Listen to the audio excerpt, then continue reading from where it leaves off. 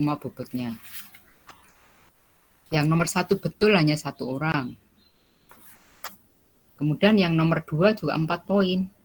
Masing-masing 25. Yang nomor 2 betul hanya 1 orang juga. Jadi nanti nomor 1 dapat 100, nomor 2 100, saya bagi 2. Bobotnya jadi 100 ya, nilainya 100. Ya menghitungnya begitu. Jadi di sini nilai tertinggi itu kalau Anda 50 mungkin nomor 1 betul 2, nomor 2 betul 2 ya. Nilai tertinggi itu 75, hanya 1 orang. Yang lainnya ada yang 50, ada yang 60, ada yang 12,5, ada yang 37,25 ya. Ada yang 0. Ya, 0 karena ya hitungnya asal-asalan. Jadi tolong nanti kalau ada tugas lagi dikerjakan dengan baik.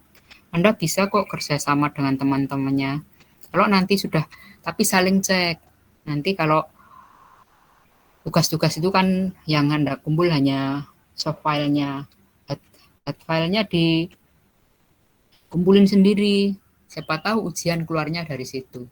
Jadi tugas ini sangat-sangat menolong di saat ujian ya, karena tidak mungkin ujian saya keluarkan semua. Jadi itu tolong dikerjakan dengan baik ya. Tugas itu bukan asal kerjakan aja, pokoknya kerjakan nanti hanya dicentang, enggak, kan koreksi juga dan itu bermanfaat untuk Anda. Jadi ada 9 sama 19 yang tidak mengerjakan tugas 1. Jadi tolong nanti tugas hari ini saya akan keluarkan juga tugas 2.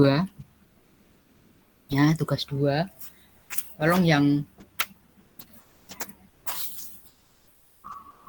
ingin nilainya bagus dimulai dari sekarang ya.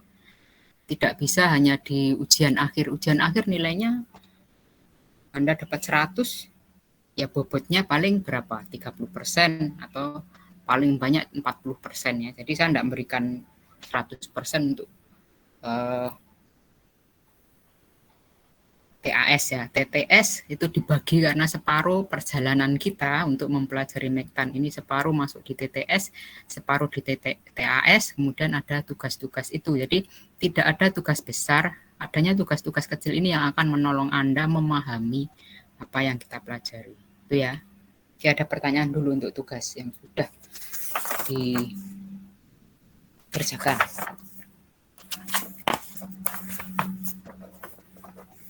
Kalau tidak ada, saya akan melanjutkan untuk kuliah hari ini. Jadi kalau kuliah tolong tetap bawa alat tulis ya. Kalau Anda tidak, ini tetap tidak bisa. Hanya sambil tiduran, HP-nya yang kuliah.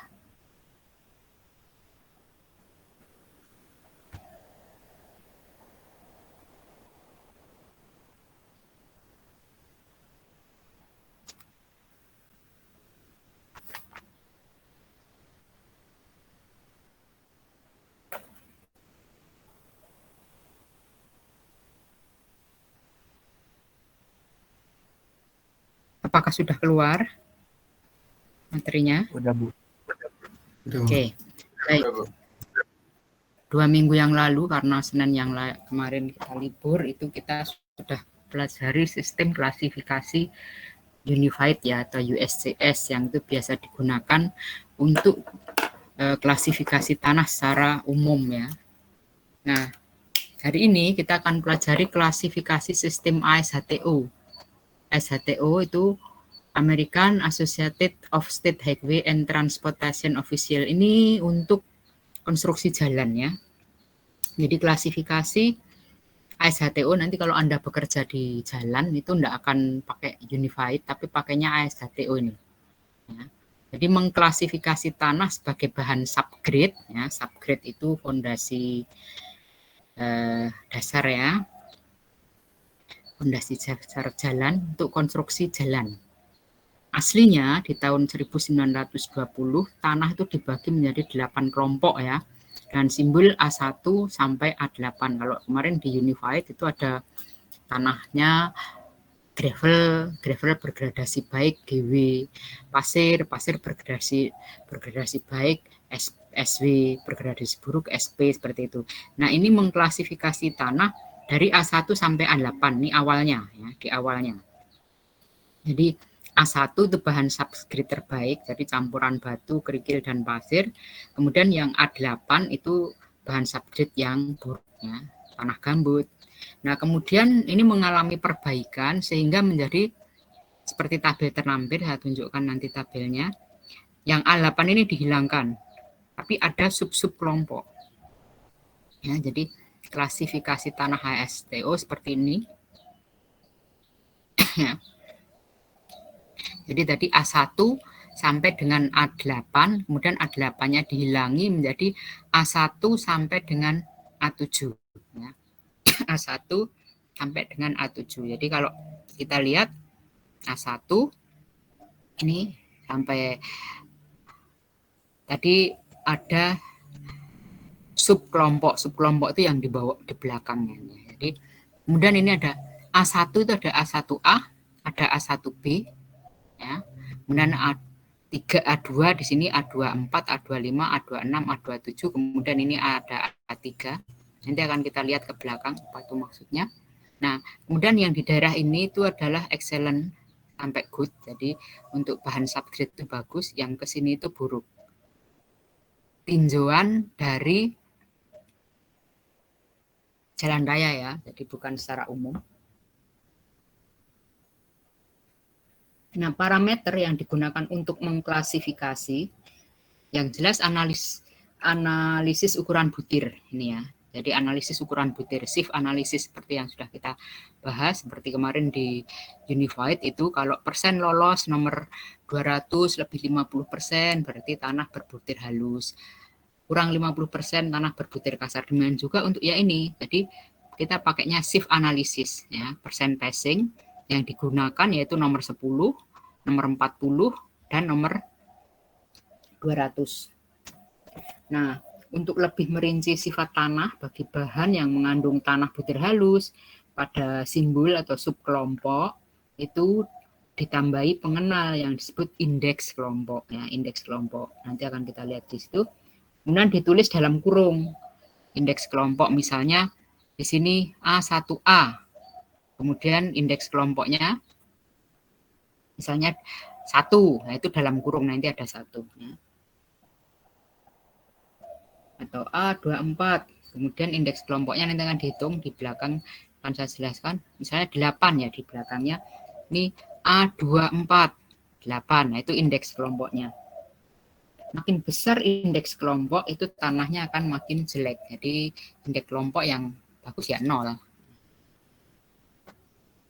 Kemudian di sini kalau kita mau masuk A1, A1A atau A1B.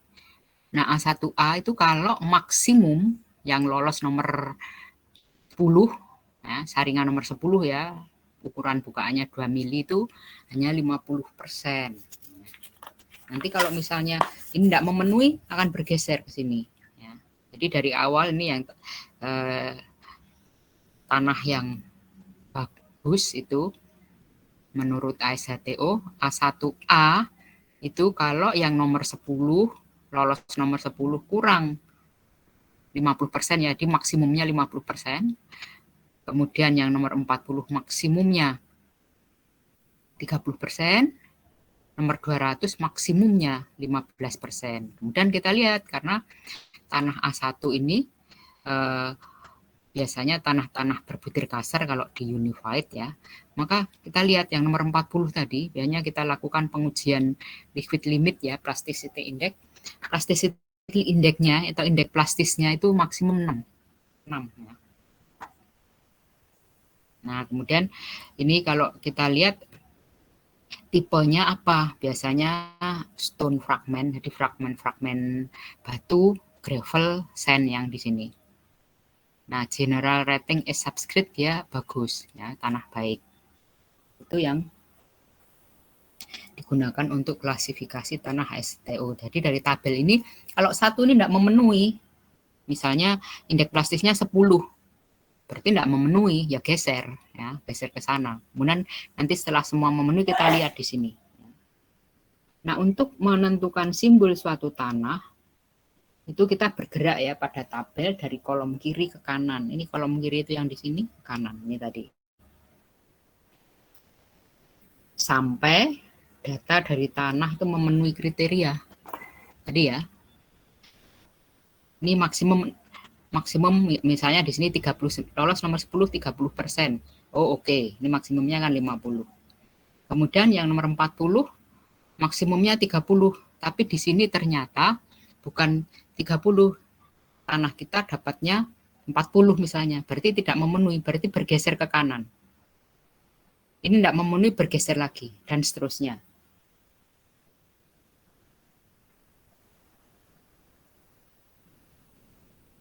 Nah, pada sistem AS1 ini, tanah dibagi menjadi 2 kelompok besar ya.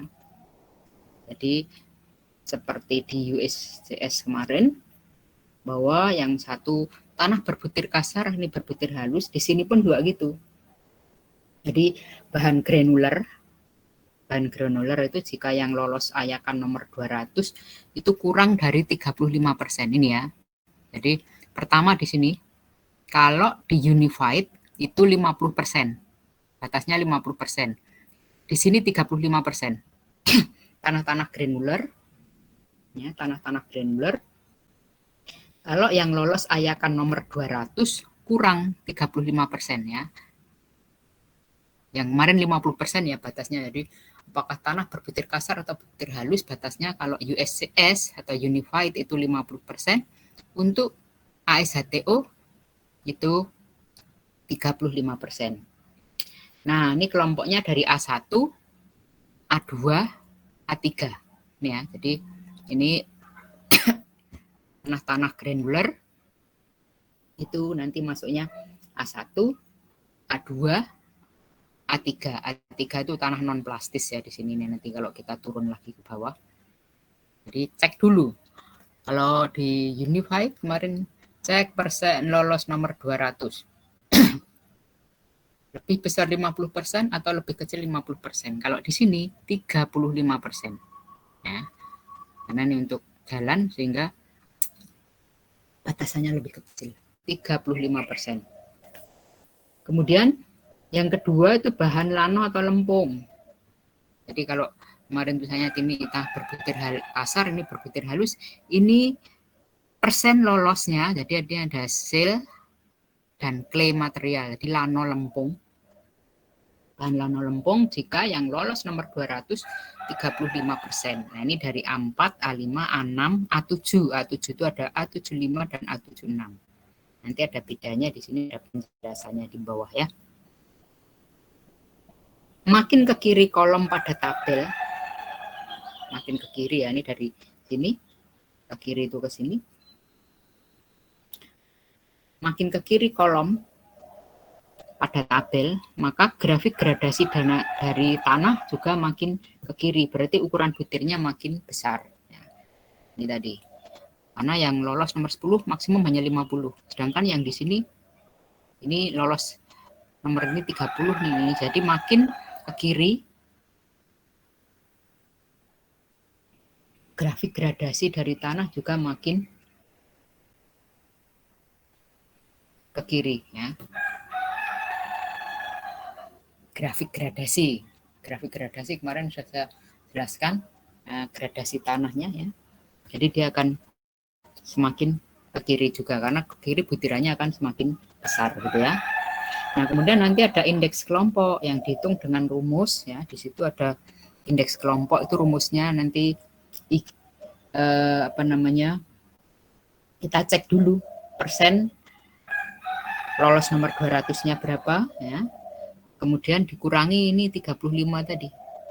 Nah, jadi nanti yang masuk di dalam kurung tadi, kalau yang tadi saya sebutkan A24 belakangnya 8 atau A240. Ini indeks kelompok akan di situ. Nanti rumusnya ada di belakang. Jadi nilai indeks kelompok akan diperoleh itu dibulatkan ke angka utuh terdekat ya. Nah, ini seperti itu caranya. Jadi nanti tanah tetap digradasi ya, seperti di Unified ya, USCS kemarin. Hanya bedanya kalau di USCS cek persen lolos nomor 200 itu lebih besar 50 atau lebih kecil 50, kemudian tanah masuk tanah berbutir kasar atau masuk tanah berbutir halus. Kalau yang di sini tanah granular atau tanah lano lempung ya, itu batasnya 35. Kemudian setelah itu kita masukkan di sini. Ini dilihat terakhir ya nanti. Jadi kita akan lihatnya dari sini dulu. Jadi dari pengujian shift analisis, kemudian kita lihat di sini. Dari kiri bergerak ke kanan. Nah, nanti kalau misalnya tanah itu ketemunya ya, jadi ini tidak memenuhi geser ke kanan, tidak memenuhi geser ke kanan. Misalnya tanah di sini. Oh, persen lolos nomor 200-nya minimum 36, misalnya 50 ya. Kemudian kita cek lagi liquid limitnya berapa. Ya. Plasticity index atau indeks plastisnya berapa. Ini minimum 11, misalnya ketemu 15 berarti masuk ke sini. Seandainya tanah itu masuk di sini, kemudian kita akan lihat A7 itu ada A75, A76. Kita lihat ini. Ya, jadi di bawah ini plasticity index A75 ya. Subgroup is equal to or less than LL, liquid limitnya ya. Minimum itu 30 ya. Kalau kita masuk A76, jadi LL-nya berapa? Ya, kita akan lihat di situ masuk A76 atau A75 ya. A76 atau A75.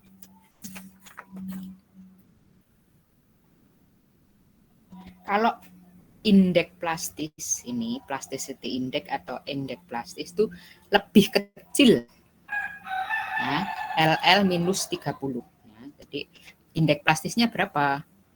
Indeks plastisnya misalnya 7 ya. Lebih kecil atau lebih besar, ini liquid limitnya kurangi 30. Oh, yang di sini itu kalau PI atau plasticity index-nya, ini plasticity itu lebih besar dan berbeda A76 atau A7-nya. Oke, sampai sini dulu ada pertanyaan.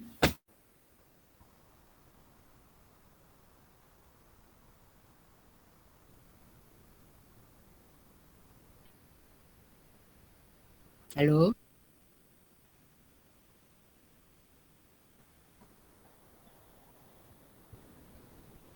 Halo?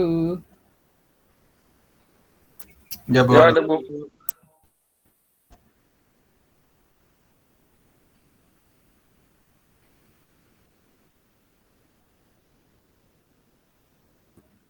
Ada pertanyaan enggak? Gak ada, Bu. Jelas? Ada Bu.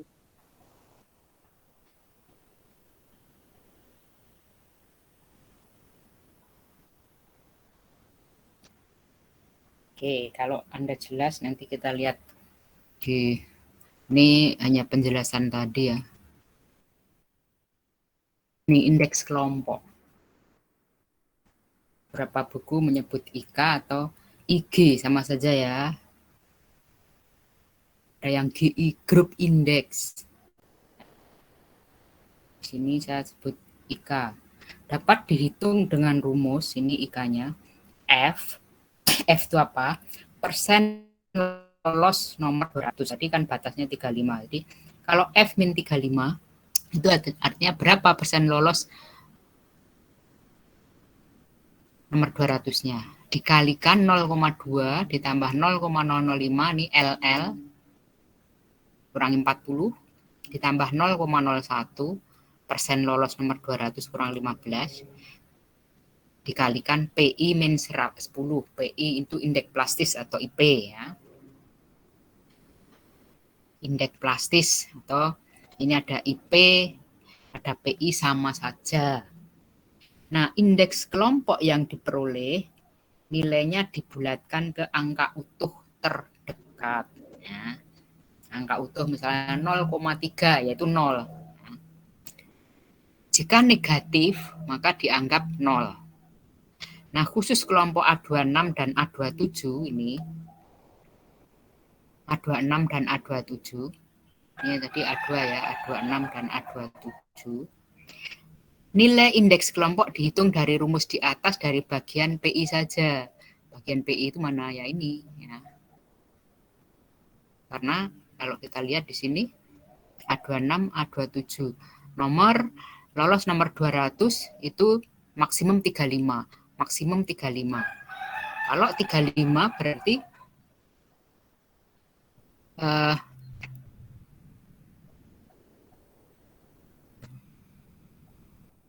kalau 35 di sini ini 35 berarti 35 dikurangi maksimum 35. 35 kurangi 35 kan ini 0. Ya. Kemudian 0 dikalikan ini hilang. Maka hanya dihitung di sini saja. Ya, dihitung di bagian ini saja. Ya, itu. Khusus untuk kelompok A26 dan A27, nilai indeks kelompok dihitung dari rumus di atas dari bagian PI saja. Hati-hati ya untuk matematika dasarnya. Ya. Kadang mahasiswa asal aja mengalihkan, ada tanda kurung dan sebagainya itu ada artinya. Jangan asal. Nah, kalau ini 0, berarti perkalian itu akan dihitung dulu ya. Ini kali ini, di sini tadi 0. Berarti ini hilang. Hanya dimulai dari sini.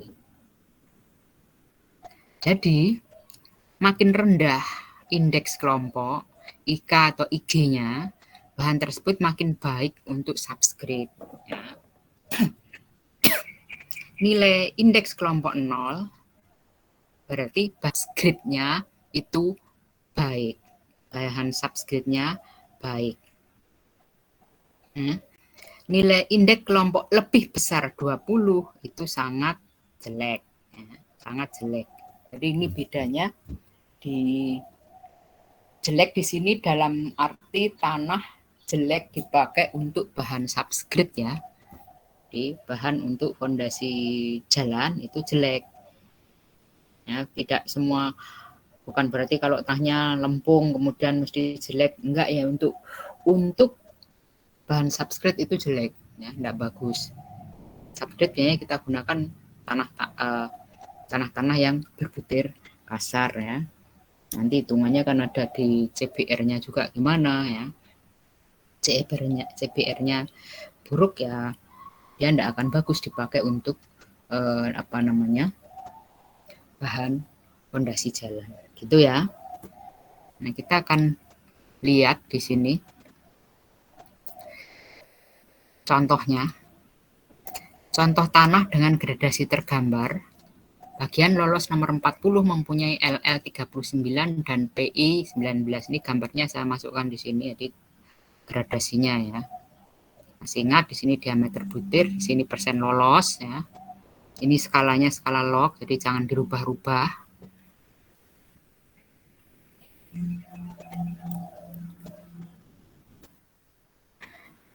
Soalnya tentukan simbol klasifikasi ASHTO serta indeks kelompoknya.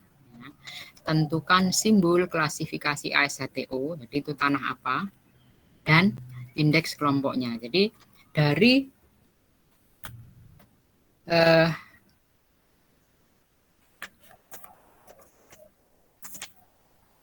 ini, nah kita lihatnya ke sini. Kita cek ya dari soal tadi, persen lolos nomor 10 ini ya, persen lolos nomor 10. Tadi yang dilihat 10, 40, 200. Dari soal tadi, persen lolos nomor 10-nya. Ini coba Anda catat dulu yang di sini biar bisa mengikuti, karena saya akan ke sana ke sini untuk lihat grafik. Nomor 10, 41%. Kalau Anda sudah download diktatnya, itu ada di diktatnya. Jadi, dan saya harap ketika di-download tidak hanya nongkrong di HP saja, tetapi dicetak. Ya. Kalau enggak, sulit untuk belajar. Ini nomor 10, 41%. Nomor 40, 29,5%. Nomor 200, 21%. Ya. Kemudian ini datanya, LL-nya 39%, indeks plastisnya 19%.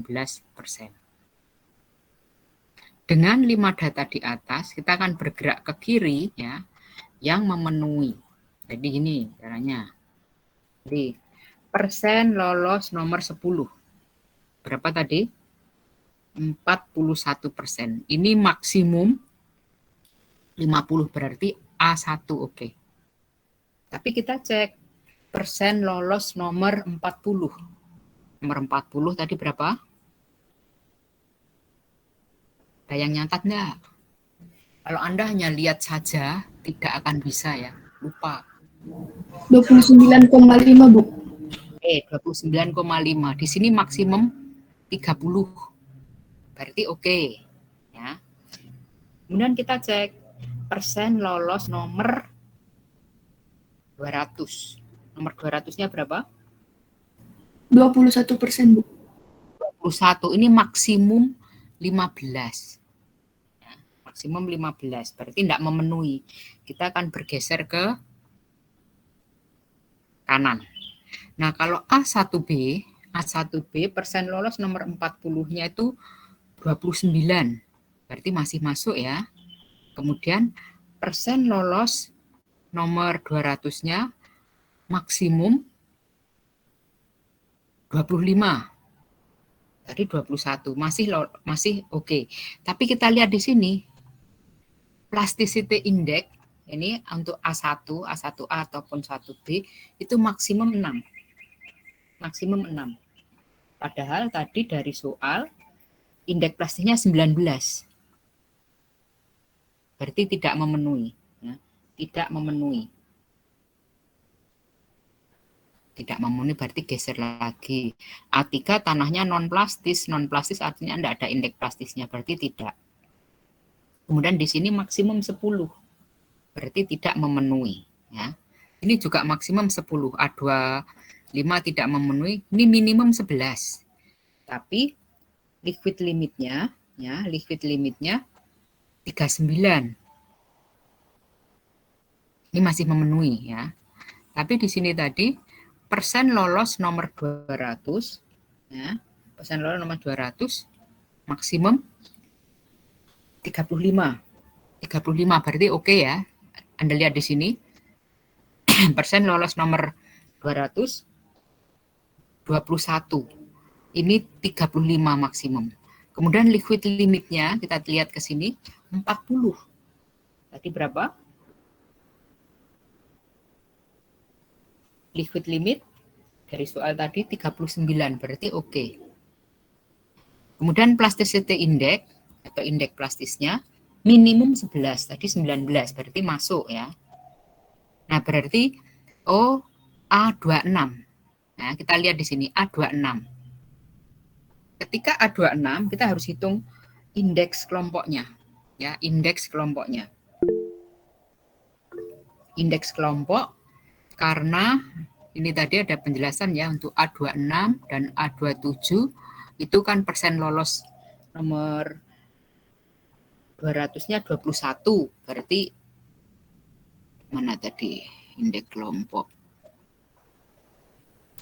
Sebentar. Ini. Ya. Persen lolos nomor 200 itu 21. Berarti ini tidak memenuhi, maka ini tidak usah dipakai. Kita akan masuk ke sini, ini kan minus ya. Kalau minus masuk 0, jadi tadi 21 kurangi 35 berarti minus. Ini tidak usah dibaca. Kemudian kita masuk ke sini. Berarti indeks kelompoknya masuk ke di sini 0,01.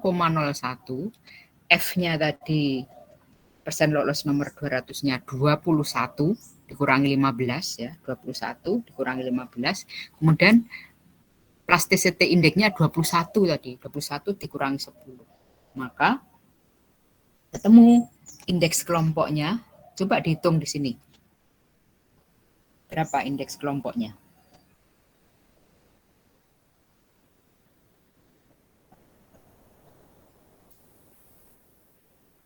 21 dikurangi 15 itu 6. Kemudian indeks plastisnya tadi berapa? 19. 19 dikurangi 10, 9. Ya. 6 dikali 9 dikali 0,01. Berapa? 0,54, Bu. Nah, 0,54 tadi indeks kelompok yang diperoleh nilainya dibulat ke angka utuh terdekat. 0,54 berarti 1. Kita naikkan ya. Jadi dalam kurungnya itu 1. Sehingga klasifikasi yang di sini tadi A26 dalam kurung ya, 1. Jadi kalau nah ini ya. Ini penyelesaiannya di sini. A26 ya. Rumus yang dipakai hanya bagian PI itu karena tadi ya 0,54 dibulatkan indeks kelompoknya 1. Maka klasifikasi A26 sama dengan klasifikasinya tanah ini tadi A26 dalam kurung 1. Itu untuk cara menyelesaikan klasifikasi ASHTO. Jadi bergerak dari kiri. Anda dari kiri. Oh, ini memenuhi sampai ke bawah itu harus memenuhi semua. Ini tadi yang memenuhi ini. Ini. Kemudian tadi di soalnya serta indeks kelompoknya. Berarti kalau meskipun tidak diminta untuk klasifikasi ASHTO harus masukkan indeks kelompok.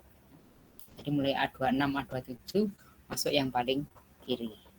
Oke, sampai sini dulu ada pertanyaan.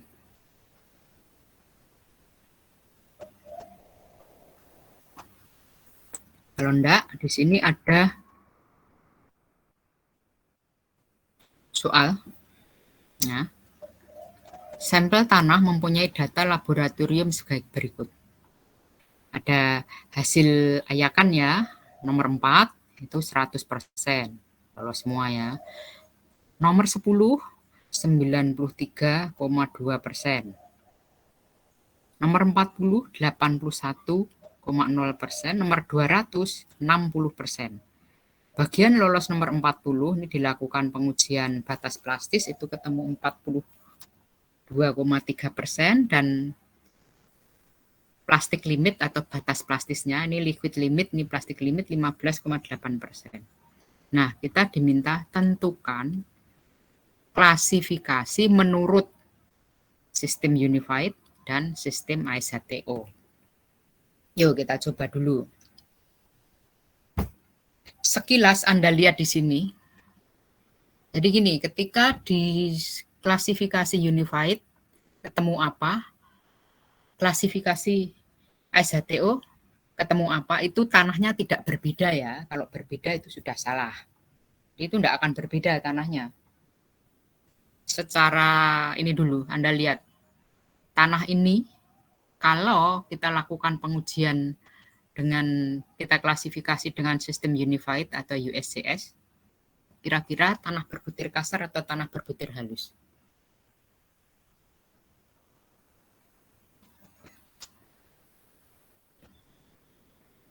Kalau Anda memperhatikan, Anda tahu.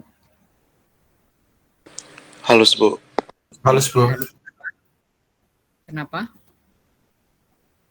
Karena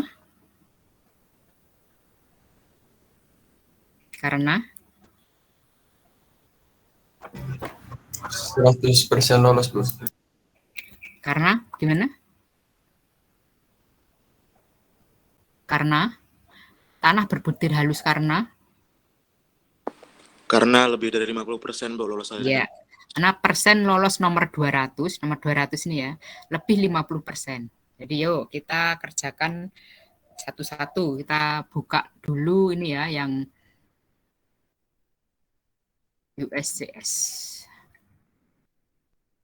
Nah, pakai ini ya. Penyelidikan USCS. Pertama, cek persen lewat saringan nomor 200. Tadi berapa? Nomor 200 kita cek. Semua baik USCS maupun ASHTO semua ceknya persen lolos nomor 200 ya. 60% berarti lebih besar. 5% lewat saringan nomor 200. Berarti kesimpulan di situ fine granite atau tanah berbutir halus. Oke. Nah, setelah tanah berbutir halus, kita nggak usah lihat yang di bagian sini. Kita akan lihat ke sini. Lakukan tes WL-WP. Intinya mau cari PI, gitu ya. Nah, sekarang tadi LL-nya 42, PL-nya 15. Berarti IP-nya berapa? Indeks plastisnya berapa?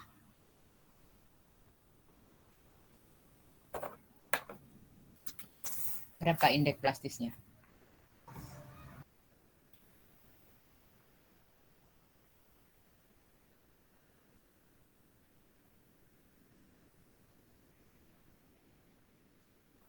Apa rumusnya indeks plastis?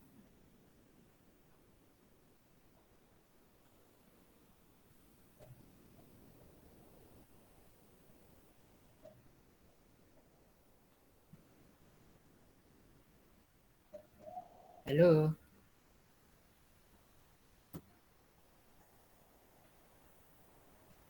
Indeks plastis rumusnya apa?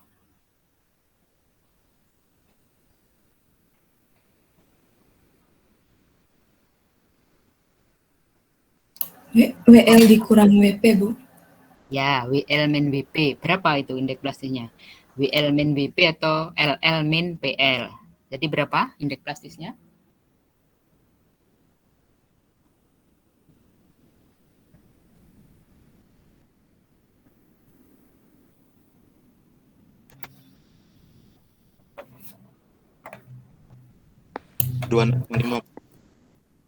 Berapa?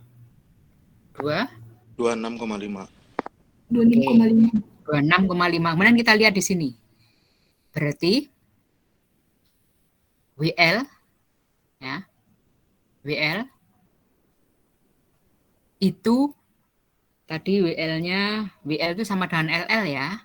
Kurang 50% atau lebih besar 50%. Tadi 42,3 berarti kurang dari 50%. Berarti nanti akan tanah itu apakah dia lano atau lempung, simbolnya L. Artinya apa kalau L ini? Low plasticity atau plastisitas rendah. Nah, kemudian akan kita lihat di sini. Apakah di bawah alain, di bagian arsir, atau di atas alain, kita akan lihat grafik plastisitas ya, plasticity chart-nya. Nanti kan antara kembali ke sini plasticity chart. Ya. Ini yang pakai ini yang enggak direk-rek. Kita akan lihat di sini. Berapa indeks plastis? Tadi liquid limitnya kurang 50% ya, 42, ini berarti itu tanahnya plastisitas rendah. Kemudian indeks plastisnya tadi ketemu berapa? 25, 26,5. 26,5 ini kalau ini 20, ini 30, berarti ini 22, 24, ya, ini 26. Kita tarik ke sana, ya, dan LL-nya 42,3, ini 40, 42. Nah, gitu ya. Di sini. Atau kalau Anda tidak punya grafik ini, Anda gunakan apa? Gunakan rumus ini, align. 0,73 LL min 20. Coba hitung ini. 0,73 ini IP batas. Ya, ini IP batas. LL-nya tadi 42,3 dikurangi 20, berarti 22,3 dikalikan 0,73 berapa? IP batas.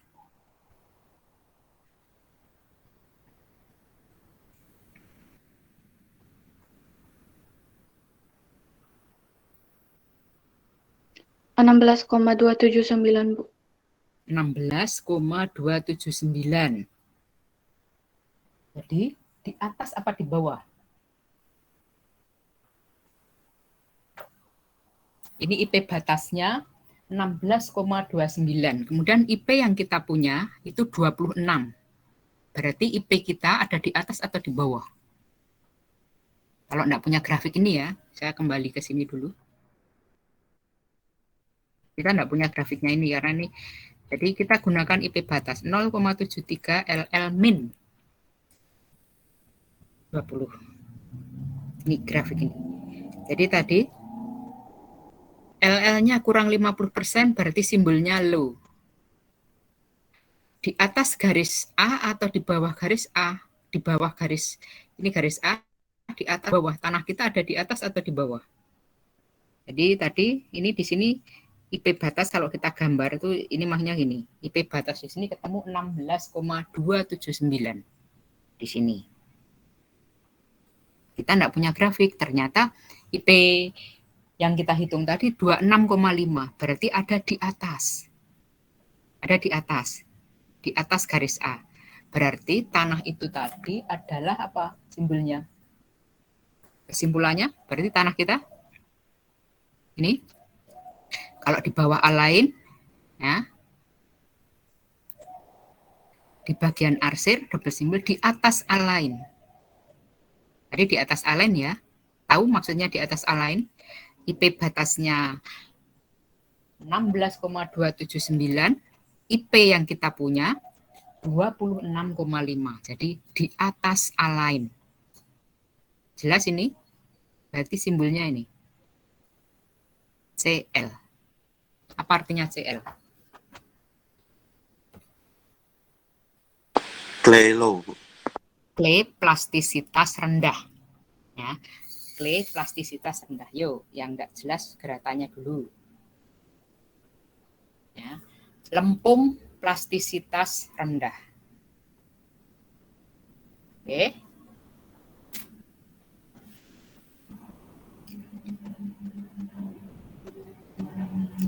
Ada yang nggak jelas? Itu soalnya di diktat ada ya. Jadi jawabannya ini. Clay. Itu enggak ada jawabannya. Kita kerjakan clay plastisitas rendah. Yuk, siapa yang nggak jelas segera bertanya. Jadi semua ceknya sini sama ya. Persen lolos nomor 200. Ya. Kurang 50% atau lebih besar 50%. Kalau kurang 50% berarti kita akan ke sini. Kemungkinan bisa gravel, kemungkinan bisa sand. Contohnya sudah ada ya, kemarin semua saya berikan. Nah, kalau lebih besar 50% berarti masuk ke sini. Kemudian kita cek dulu batas plastis, batas cair, indeks plastis. Nah, batas cairnya gimana? Kurang 50% atau lebih besar 50%. Ini di kiri garis B atau di ini pas garisnya 50 ya. Di kiri garis B atau di kanan garis B. Kalau di kanan garis B berarti simbolnya H, artinya plastisitas tinggi. Kalau di kiri garis B berarti plastisitas rendah. Tanah dengan plastisitas tinggi itu akan banyak masalah. Dia akan selalu terjadi kembang susut ya, kembang susut. Ketika ada air dia mengembang, ketika nggak ada air musim kering dia akan menyusutnya. Nah, tanah yang kita selidiki tadi ternyata low plasticity. Nah, dari low plasticity itu kan ada ini. Di bawah ini A-line-nya tadi 0,73 LL-20 ya. Kalau enggak punya grafik. Ini IP batasnya. Jadi persamaan garis ini loh. Ketika LL-nya 50 berapa ini? Ketika LL-nya ini berapa itu akan dihitung dari sini. Kemudian ternyata jadi kalau di bawah A-line itu bisa dia tanah-tanah organik ya. Di sini di sebelah kiri garis B, di kanan di bawah garis A itu tanah-tanah organik atau lano ya, lano. Kalau dia berwarna berbau berarti tanahnya tanah organik, tapi kalau enggak berarti tanah organik berarti lano gitu ya. Kalau di bagian arsir ini LL-nya di bawah 4 di atas 7 ya, karena ini bisa dilihat berapa itu double simbol ya. Mungkin lano atau lempung plastisitas rendah. Jadi atau campuran lano lempung. Kemudian kalau di atas alam berarti dia tanahnya clay. Tuh. Oke, ada pertanyaan untuk unified. Ini soal yang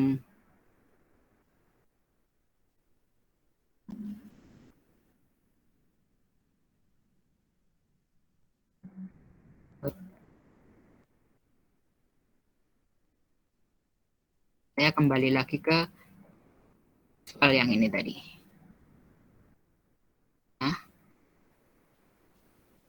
Oke, ini tidak ada jawabannya. Anda sudah kerjakan. Unified tadi, clay plastisitas rendah. Nah, kemudian yang kita akan kerjakan di sini, sistem ASHTO. Sistem ASHTO kita gunakan ini.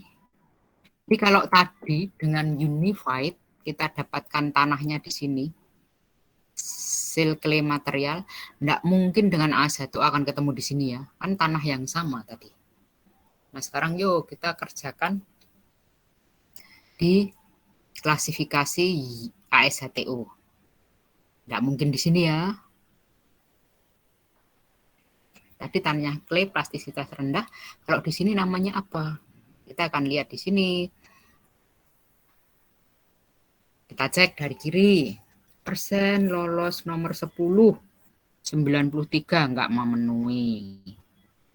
Masuk ke sini. Nomor 40. Maksimum 50 berarti tidak memenuhi. A3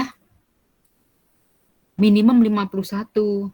Minimum 51 tadi 81 masih oke. Tapi kita lihat di sini maksimumnya 10.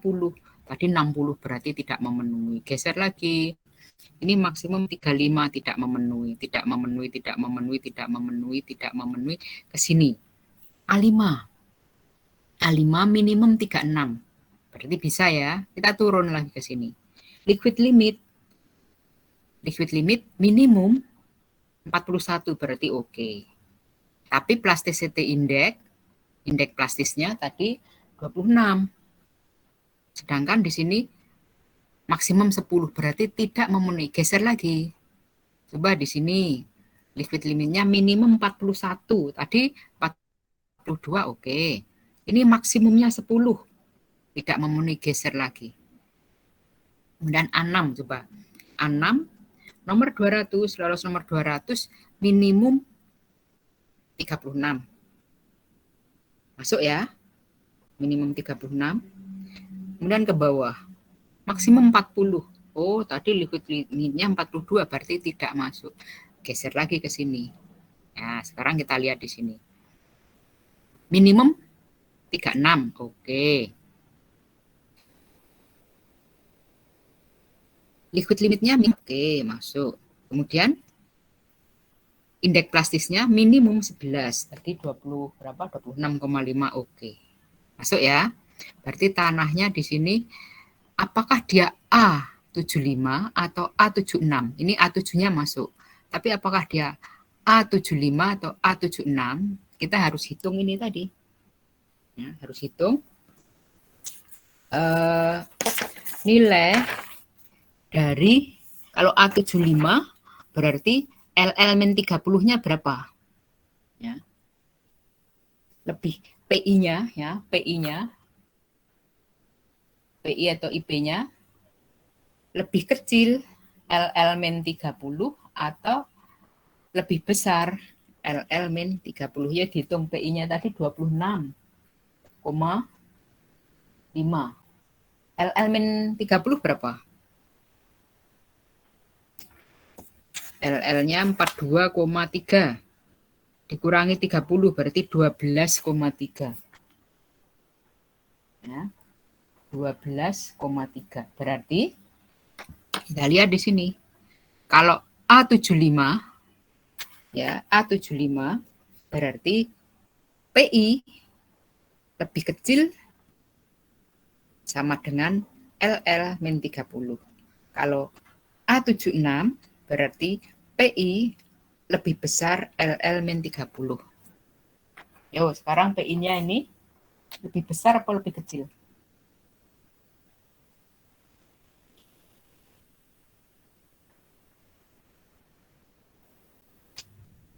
Halo?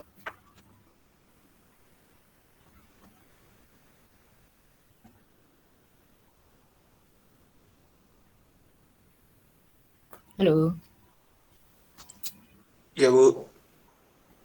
Ya, Bu. Ini mau menentukan apakah tanah yang kita selidiki tadi A75 atau yang memenuhi kan A7. A7 itu ada A75 dan A76. Nah, apakah dia A75 atau A76?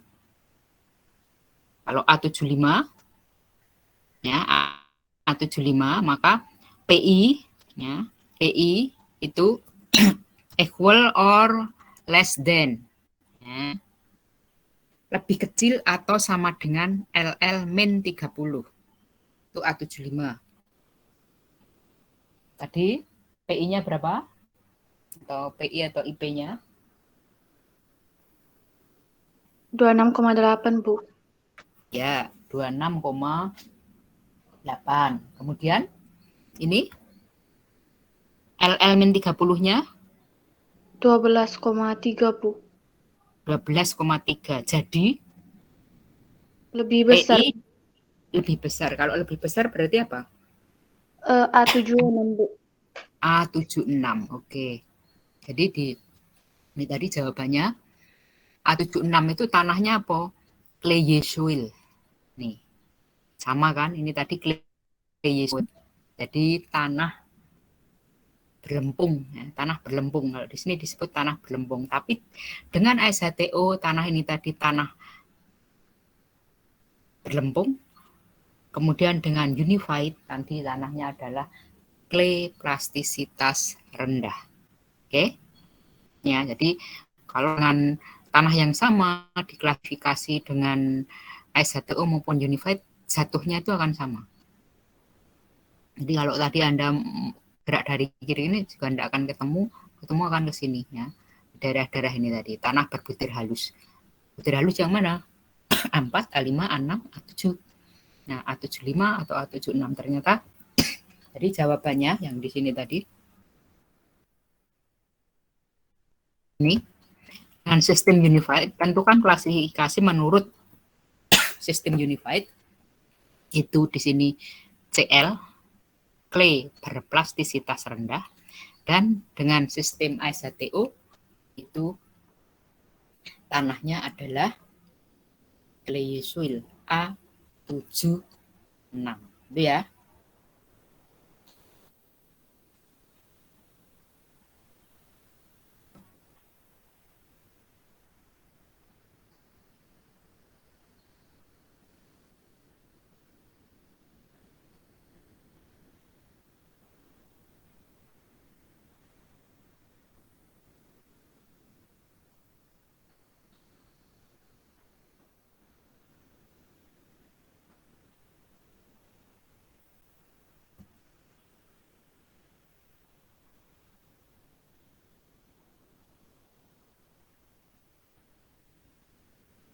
Ada pertanyaan?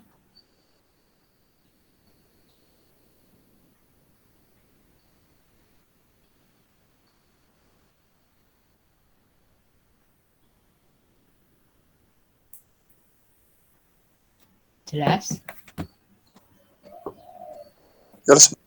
Jelas, Bu. Oke. Jelas, Bu. Sekarang kita sini ada tugas. Tugas 2. Jadi sebelum nanti kita masuk ke bab berikutnya itu kompaksi, ya, atau pemadatan tanah. Kita akan masuk tugas 2. Jadi ini tugas 2 dikumpulnya tanggal minggu depan, tanggal 14. Jadi suatu contoh tanah seberat 1050 gram mempunyai data-data shift analisis sebagai berikut. Jadi nomor saringan sama ukuran bukaan ini sama ya sebenarnya. Kemudian yang ini berat butir tertahan, ini bukan butir, berat butir tertahan. Nah, jadi ini diurut dari atas. Pertanyaannya, pertama gambarkan distribusi ukuran butir tanah tersebut pada kertas grafik semilog. Kertas grafik semilognya sudah ada di tugas di SIA ya, sudah saya kirimkan di situ. Jangan buat sendiri. Kalau mau buat sendiri pakai Excel, ya, pakai Excel. Kadang mahasiswa itu asal aja, pokoknya ada gambarnya, gambar sendiri.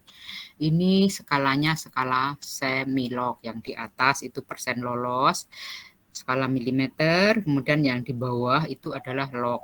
Anda bisa gunakan Excel ketika mengerjakan ini, gunakan Excel, diminta yang absisnya itu skala log, yang ordinatnya skala milimeter. Kalau mau pakai Excel ya. Kalau enggak, di SIA sudah saya kirim grafiknya, tinggal Anda gunakan. Jangan gambar sendiri pakai tangan seenaknya dewi. Itu. Kemudian setelah itu, setelah digambar ya, ini nomor 1, tugasnya ada 3. Tentukan D10, D30, D60. Tunjukkan dengan jelas pada kurva di atas. Jadi D10 itu pas 10% kita tarik ke bawah, itu D10. 30% kita tarik ke bawah. 60% tarik ke bawah. Kemudian hitung CU dan CEC. Jadi ini coefficient of uniformatur, jadi keseragaman. Ini koefisien kemiringannya. Jadi ini dihitung. Itu ada rumusnya. Buka diktatnya. Ya. Buka diktatnya. Ini nomor 1. Ada pertanyaan?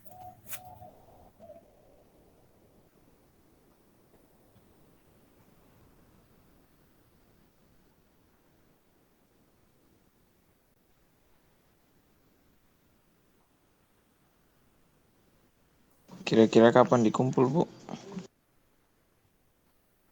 Tadi sudah saya sampaikan minggu depan di SIA. Kumpulnya di SIA. SIA itu ada batasnya. Tanggal 14. Baik, Bu. Lain?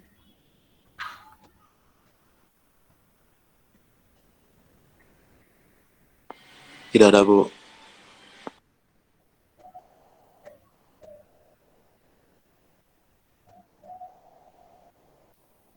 Nomor 1 ya. Nomor 2.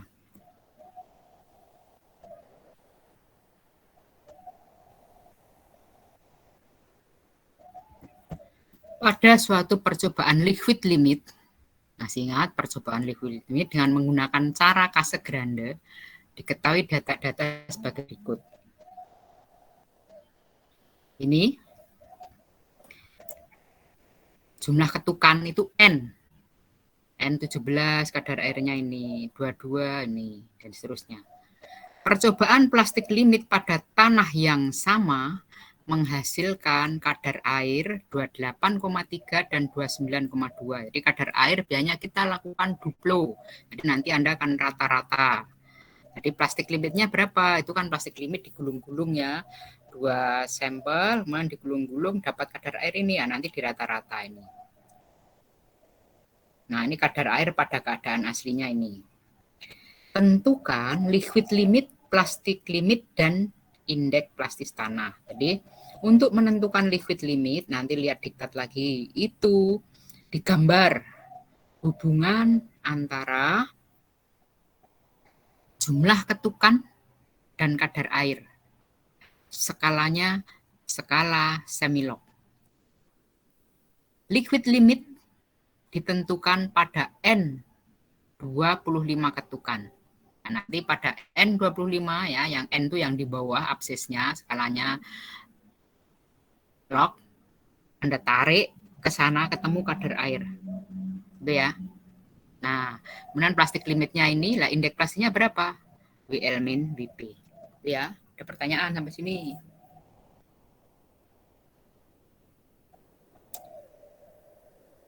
Tidak, Bu.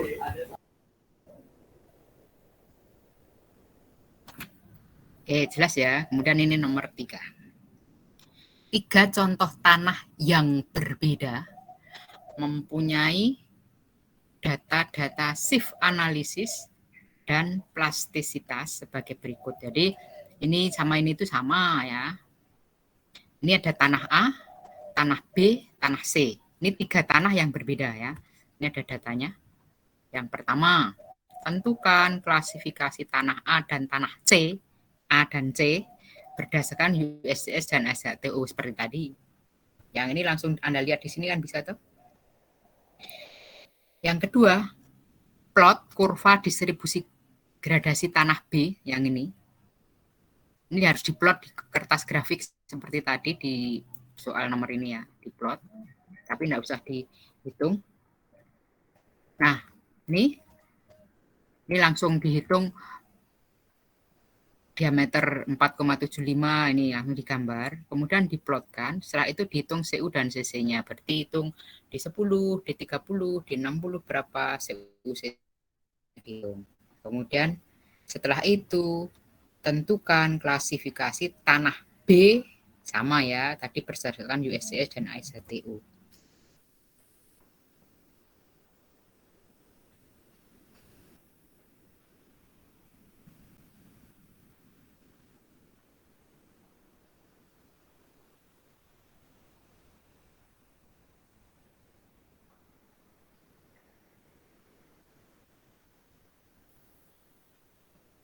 Oke.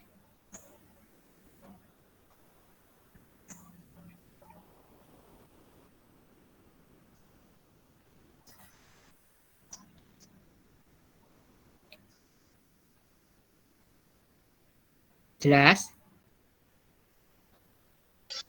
Jelas, Bu. Oke.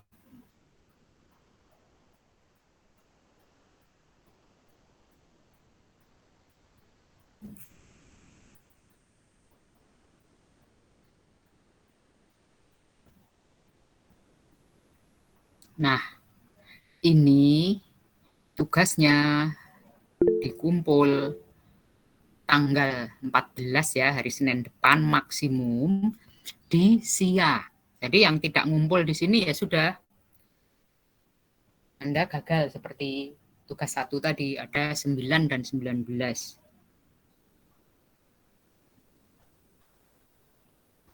Itu ya. Sudah? Iya, Bu. Di SIA sudah saya masukkan tugas 2-nya. Bu, untuk diktatnya nggak ada di SIA, Bu. Ya? Untuk diktatnya nggak ada di SIA. Ada. Sudah di awal kuliah kemarin saya masukkan. Bentar, saya akan cek di sini ya. Ini saya tutup dulu ya. Iya, Bu. Iya, Bu. Saya cek dulu. Bentar, SIA-nya. Bentar.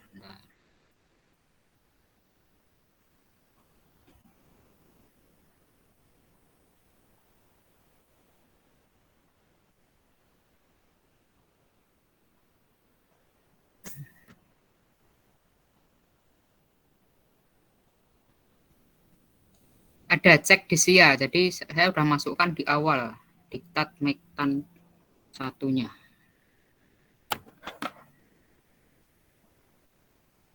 Oke, kalau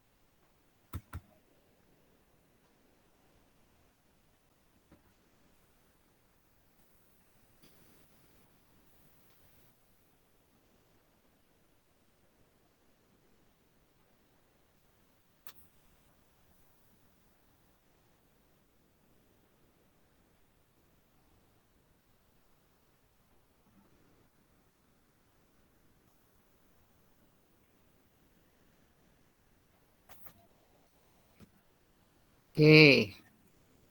Ini muncul enggak? Bab 3. Bisa, Bu. Ya, jadi nanti bab 3 kita akan belajar tentang pemadatan tanah atau istilahnya itu kompaksi ya, kompaksi. Jadi tanah yang dipakai ini khususnya untuk pekerjaan-pekerjaan timbunan ya, itu harus dipadatkan. Saya akan mulai sedikit ini ya, untuk ini karena waktunya masih ya. Jadi maksud dan tujuan dari pemadatan itu adalah usaha secara mekanik ya, dipadatkan agar butir-butir tanah itu lebih apa? Lebih merapat. Kalau lebih merapat, berarti volume tanahnya akan berkurang. Juga volume porinya berkurang. Namun volume butirnya tidak berubah.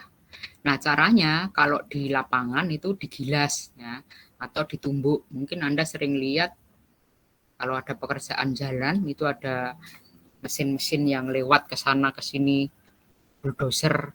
Kalau bulldozer itu meratakan, tapi untuk pekerjaan kecil dia juga bisa memadatkannya. Nah, manfaatnya apa? Kalau pekerjaan kecil biasanya ditumbuk ya, ada menumbuk. Nah, manfaatnya untuk memperbaiki beberapa sifat teknik tanah. Ya. Sifat teknik tanah. Yang jelas menaikkan kuat gesernya. Jadi menaikkan nilai V dan C-nya. Kalau V-nya naik, C-nya naik berarti memperkuat tanah. Kemudian mengurangi kompresibilitas tanah. Kompresibilitas tanah itu tanah akan terkompres karena beban. Ya. Jadi sebelum dibebani itu tanah sudah dikompres dulu.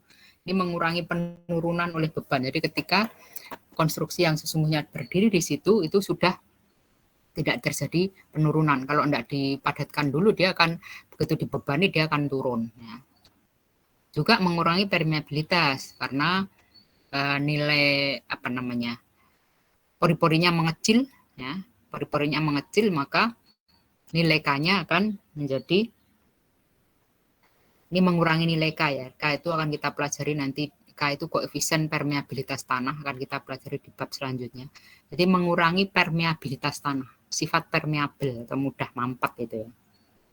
Juga ini tadi mengurangi sifat kembang susut tanah khususnya untuk tanah lempung. Nah, tanah lempung kalau misalnya tadi lempung plastisitas tinggi. Tadi di awal saya sudah sampaikan dia akan mudah mengalami kembang susut.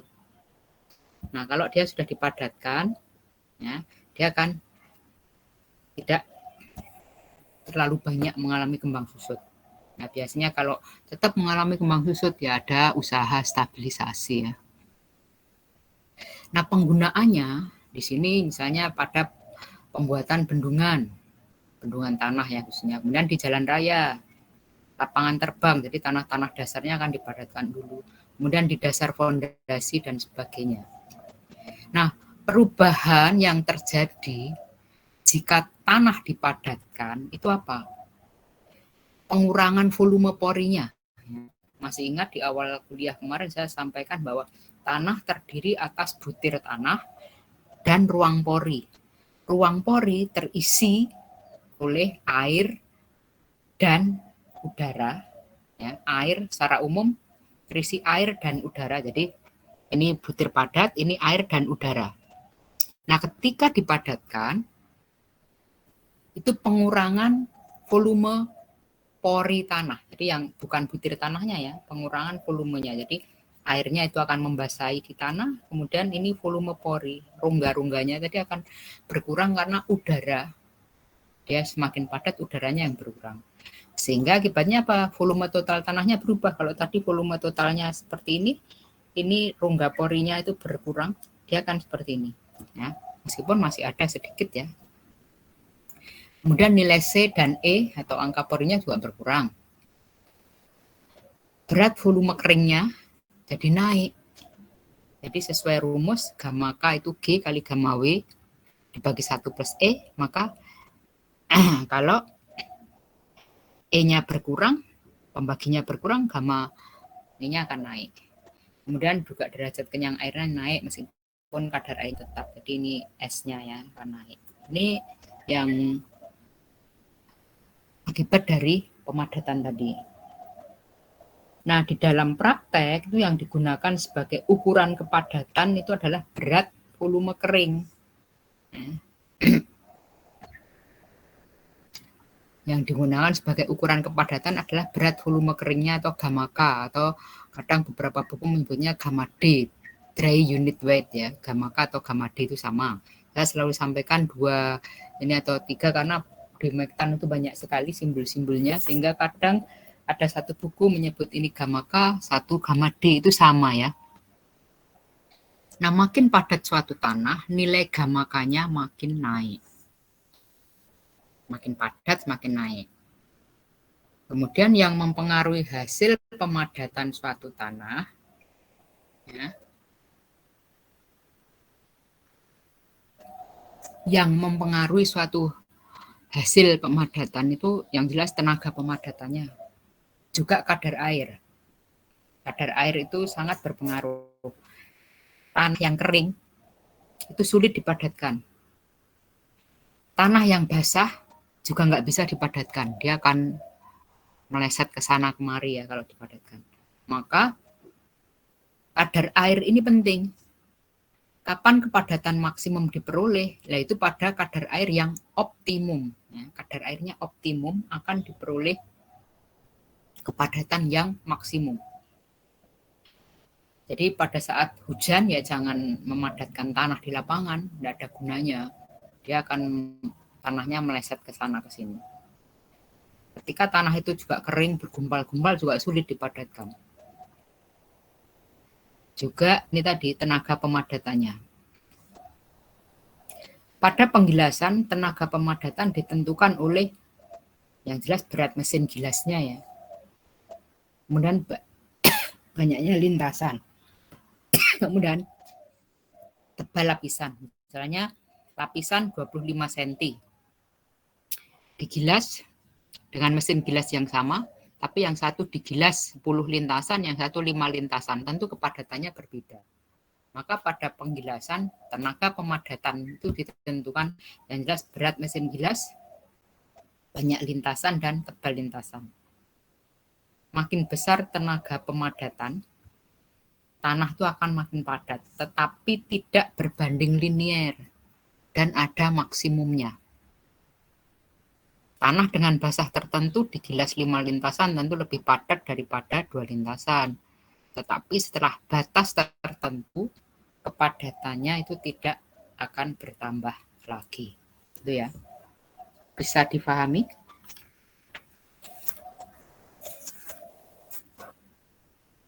Halo? Paham, Bu. Iya, Ya. Bu. Nah, sekarang pengaruh dari kadar air tadi. Pengaruh dari kadar air. Ya. Tanah mula-mula, ada butir padat, ada air, dan udara. Setelah dipadatkan, ini yang berkurang tadi bukan air, bukan butir padatnya, tetapi udaranya.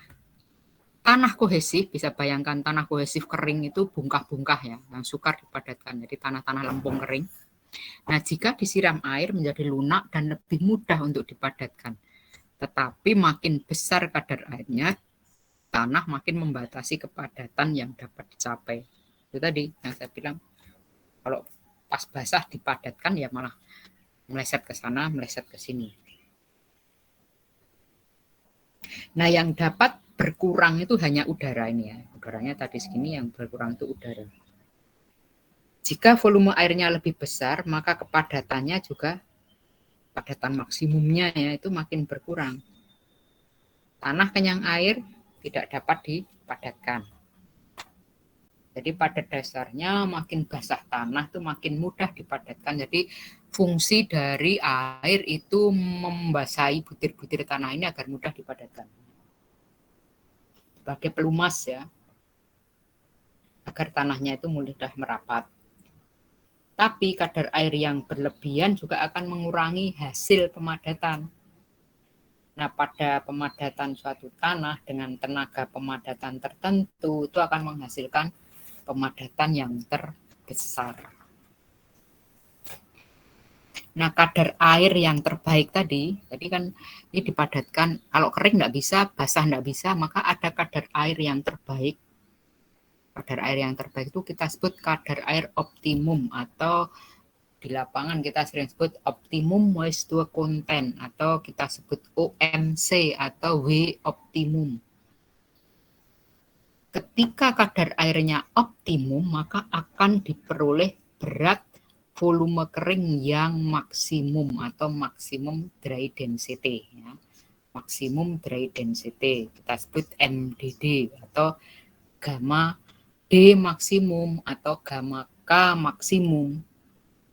Jadi, jika dipadatkan dengan tenaga pemadatan tertentu, nilai OMC dan MDD itu tidak sama bagi setiap tanah.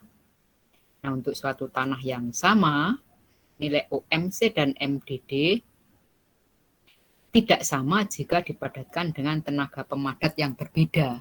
Bisa dipahami? Jadi OMC dan MDD itu tidak konstan untuk suatu tanah, tergantung dari tenaga pemadatnya, ya, tenaga pemadatnya.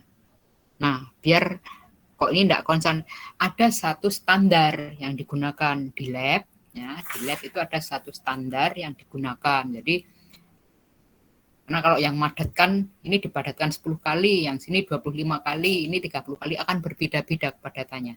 Maka ada satu standar percobaan ya di lab. Yang ini dipakai standar kalau misalnya Anda bekerja di lapangan nanti ya standarnya itu. Itu namanya standar Proctor. Standar Proctor. Jadi untuk percobaan Proctor ya, pemadatan Proctor berdasarkan besarnya tenaga pemadatan yang diberikan itu ada dua cara. Yaitu ada cara standar dan cara modifikasi. Jadi cara standar atau cara berat. Nah ini kapan standar digunakan, kapan berat digunakan tergantung proyek. Bedanya itu nanti di berat penumbuk. Nah, tujuannya apa? Tujuannya itu mencari OMC dan MDD biar nggak beda-beda tadi. Ya, mencari OMC dan MDD suatu tanah yang dipadatkan dengan cara tertentu. Jadi W optimum atau optimum moisture content dan maksimum dry density atau gamma K maksimum itu diperoleh dari grafik hubungan antara kadar air dan gamma K dari hasil pemadatan. Jadi tadi kan kita tidak tahu di mana yang W optimum itu yang mana. Ya, W optimumnya itu berapa agar diperoleh gamma K yang maksimum. Maka itu dilakukan percobaan, namanya percobaan Proctor. Alatnya itu namanya silinder pemadatan, termasuk plat alas dan kolar yang dapat dilepas. Ini di lab banyak ya alatnya. Kemudian silinder itu volumenya sekitar ya, 1 liter, 0,95 liter lah, seperti 3 kubik feet. Kemudian ada penumbuk yang ini silindernya sama ya, penumbuknya yang berbeda. Kalau penumbuk standar itu beratnya sekitar 2,5 kg atau 5,5 pounds. Tinggi jatuh, jadi tinggi jatuh itu 12 in atau sekitar 30 cm. Ini untuk penumbuknya ya. Kalau ininya sama, jadi ini yang percobaan Proctor standar Proctor. Jadi yang melakukan siapa saja nanti akan sama hasilnya untuk tanah yang sama ya. Penumbuknya 2,5, jadi ini diangkat turun itu tinggi jatuhnya sama. Kalau yang penumbuk berat ya, yang penumbuk berat itu bedanya bentar ini ya, ini yang standar STM D698, ini STM D1557 itu 10 pon. Kalau tadi kan ini 55 pon atau sekitar 2,5 kilo, ini 10 pon, jadi 2 kalinya. Tinggi jatuhnya ini 12 in atau 30 cm. Kalau ini 18 in atau 45, sekitar 45 cm. Kemudian jumlah lapisan, jadi tanah tadi dimasukkan dalam silinder atau dalam mold 3 lapisan. Kemudian setiap lapisan ditumbuk 25 kali. Kalau yang berat itu atau modified itu 5 kali, 5 lapis ya, 5 lapis. Nah, kalau volumenya sama ya, volume cetakannya itu sekitar, ini saringan nomor 4 ya yang digunakan, tanah lolos saringan nomor 4. Jadi yang masih berungkal-berungkal ya dihancurkan dulu. Kemudian energinya, nah ini tinggi jatuh ya, tinggi jatuhnya ini, energi yang diperoleh itu nanti sekitar ini sama ya. Untuk siapapun yang melakukan 12.400 pon per feet ya. Feet ini. Nah, ini sekitar ini. Yang standar dan yang berat atau berat itu istilahnya modifikasi. Alatnya seperti ini. Jadi ini tadi ada mold yang volumenya sekitar 99,5 liter, 95 ya. Kemudian ini ada silinder sambungan. Nah, silinder sambungan. Nah, tanah yang kita lakukan pengujian tadi, ya, tanah lolos nomor 4, kemudian kita beri air, kadar air tadi, air fungsinya sebagai pelumas agar mudah ditumbuk ya, dipadatkan. Itu dimasukkan di sini. Lapis pertama, kemudian ditumbuk, ini alat penumbuknya. Tinggi jatuhnya untuk standar 30 cm. Ini kalau yang berat ini 45 cm. Ini ditaruh saja, kemudian kita tarik ke atas, lepas, plot, lepas. Gitu ya. Ditumbuk sebanyak 25 kali. N-nya 25. Lapis pertama. Kemudian lapis kedua dilakukan lagi. Ya, lapis kedua dilakukan lagi. Dilakukan penumbukan 25 kali lagi. Lapis ketiga dilakukan lagi 25 kali lagi. Sama caranya. Kemudian ini kan ada silinder sambungannya. Nanti setelah 3 lapis, ini yang standar ya. Ini silinder ini kita lepas. Silinder sambungan ini kita lepas. Ini ada, ini mudah ini dibukar di sini. Diputar ke sana. Kemudian diratakan. Nah, nanti kalau sudah rata bentuknya akan seperti ini yang lepas dari ini. Bentuknya seperti ini. Ya.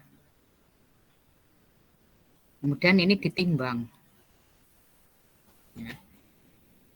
Setelah ditimbang, kita akan ambil kadar airnya. Berapa sih kadar airnya? Ya, lakukan pengujian kadar air.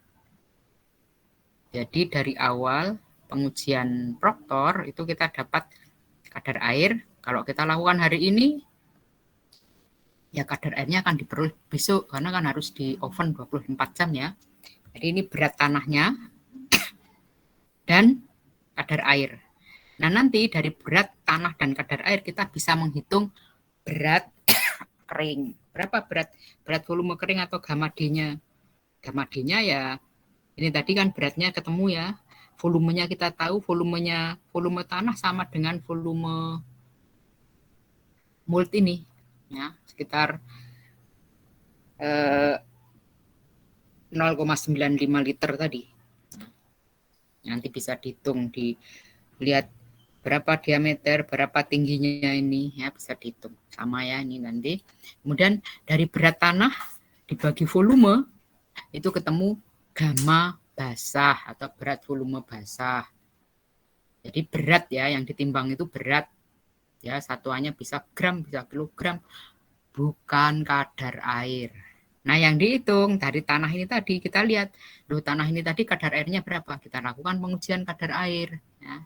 Lakukan pengujian kadar air. Nah, besok setelah kadar airnya diperoleh, kita bisa menghitung gamma D-nya. Gamma D-nya yaitu gamma B dibagi 1 plus W. W-nya W kadar air. Ya. Nah, ini banyak yang mahasiswa itu asal-asalan kadar air dalam persen. 1 gamma B dibagi 1 plus misalnya ketemu 22%, 1 plus 22. Ingat, satuannya persen. Hasilnya enggak karu-karuan. Sepertinya ini gampang, tetapi banyak sekali yang asal-asalan mengerjakan. Jadi, salah di situ. Oke, bisa difahami? Bisa, Bu. Oke. Jadi, ini alatnya kira-kira seperti ini. Kalau mau lihat ya kapan-kapan itu di situ ada Mas Napo yang sedang penelitian. Lihat apa sih alatnya, bisa dilihat. Nih, ini apa namanya skemanya. Jadi ini ketika ini alat apa namanya penumbuknya ini kita tarik sek, kemudian dilepas. Klek. Ini tinggi jatuhnya ini yang 30 cm tadi. Ya. Dan ini silinder penyambungnya ya. Seperti itu. Ini alat penumbuknya, alat penumbuk standar dan alat penumbuk beratnya. Nah, kalau untuk cara standar, ini biasanya sampel tanahnya kita siapkan sekitar 3 kilo. Ya, ini dikeringkan di ruangan agar dapat digemburkan, kemudian dibasahi sedikit. Nah, ini caranya dimasukkan dalam silinder, kemudian Setelah padat sepertiga volume, ini ditumbuk 25 kali ya. Jadi kira-kira ketika masukkan di dalam silinder ini ya jangan pas sepertiga, karena nanti begitu ditumbuk dia akan jatuhnya akan jadi kalau misalnya ini sudah disambung, kemudian masukkan ya sepertiga lebih lah. Nanti ketika jadinya itu kira-kira sepertiganya. Ya. Nah, kemudian masukkan 25, kemudian lagi sepertiga lagi, ditumbuk lagi 25 sampai penuh. Setelah itu ini tadi kolarnya dilepas, tanahnya dipotong rata ya dengan pisau, volume padat tanahnya ketemu, kemudian ditimbang tanahnya.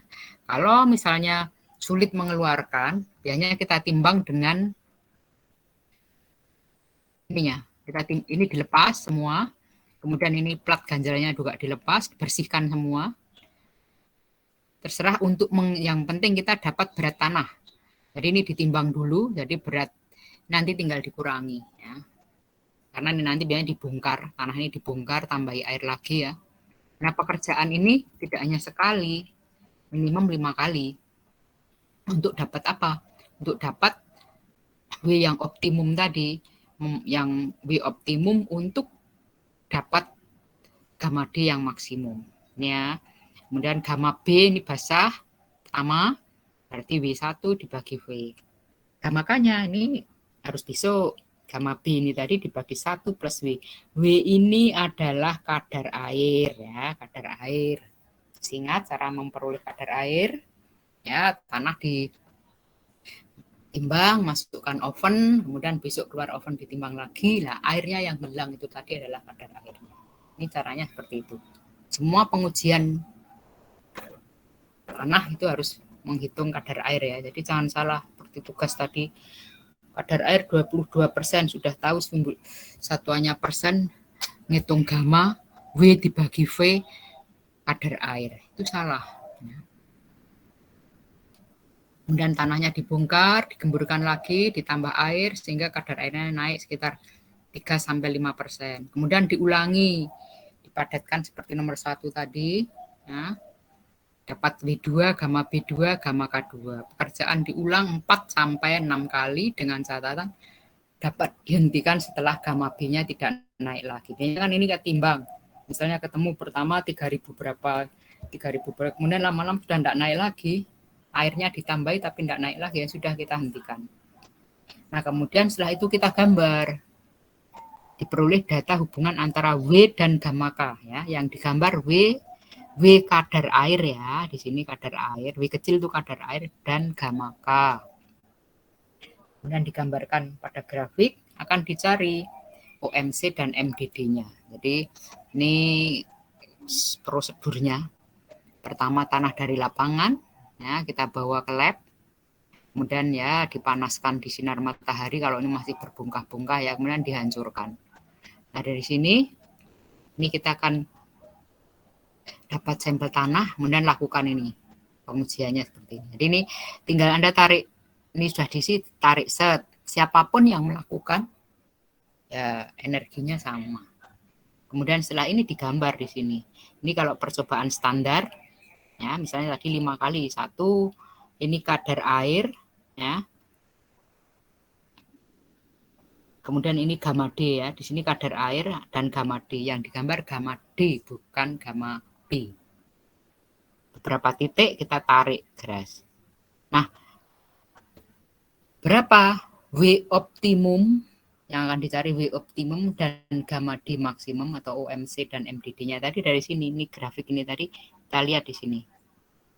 Oh, ini gamma D-nya berapa, W optimumnya di berapa. Jadi semakin banyak air dia akan semakin turun. Kurang air juga rendah, jadi akan diperoleh ini. Nah, ini percobaan standar Proctor. Kalau dilakukan percobaan modifikasi atau percobaan berat, tadi yang besar itu hanya penumbuknya, yang beda hanya penumbuknya ini ya. Ukuran ininya semua sama.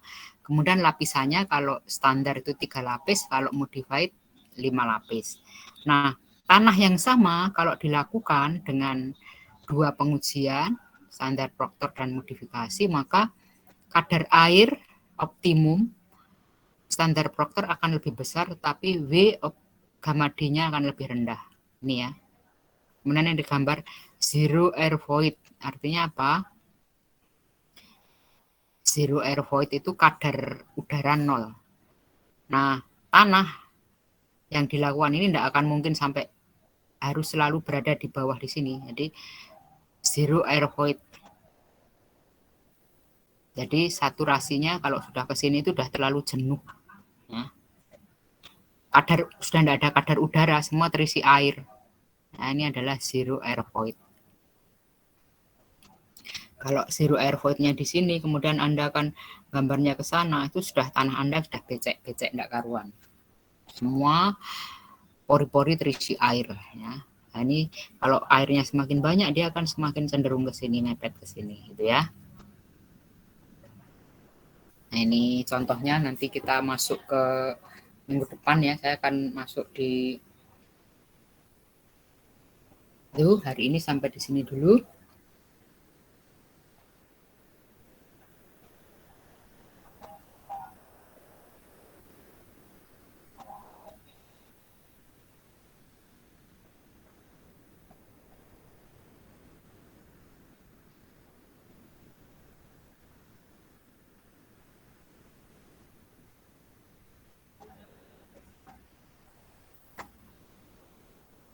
Ya.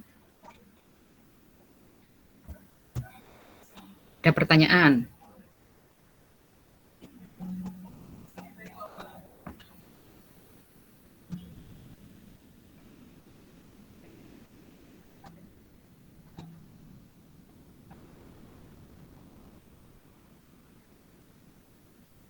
Jelas? Ini nanti minggu depan saya akan masuk ke sini. Ya.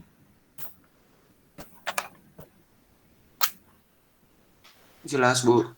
Oke.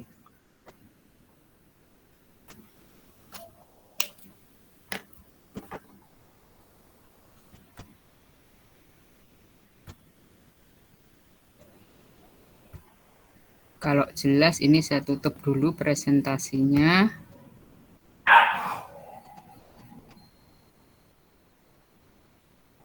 Alessandro, kenapa?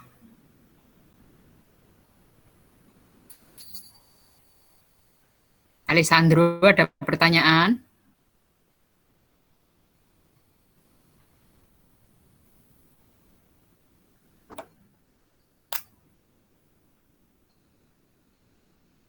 Halo, Alessandro, raise hand.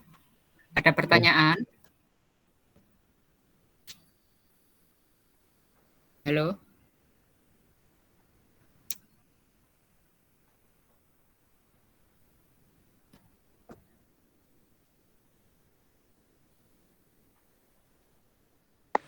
Bu, saya mau tanya, Bu. Ya. Apakah untuk ukuran butir itu mempengaruhi untuk kadar air optimumnya, Bu? Ukuran butir? Mempengaruhi nilai kadar air optimum. Kan yang dilakukan pengujian itu tanah lolos saringan nomor 4.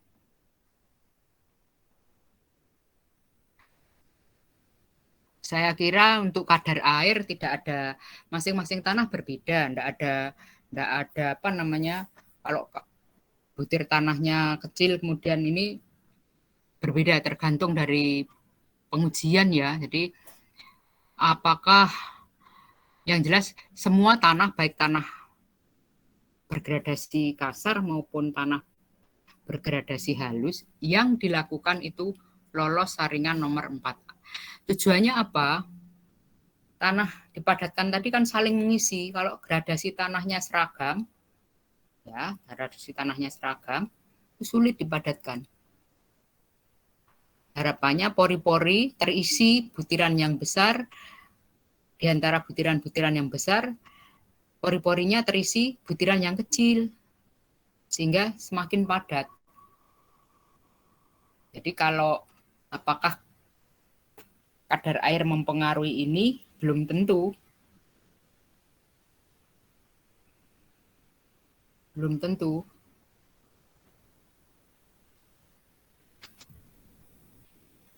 Yang jelas jangan sampai terlalu basah, makanya dicoba-coba, itu ada 5 kali percobaan.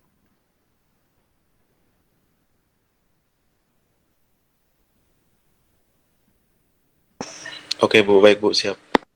Ya, ada lagi?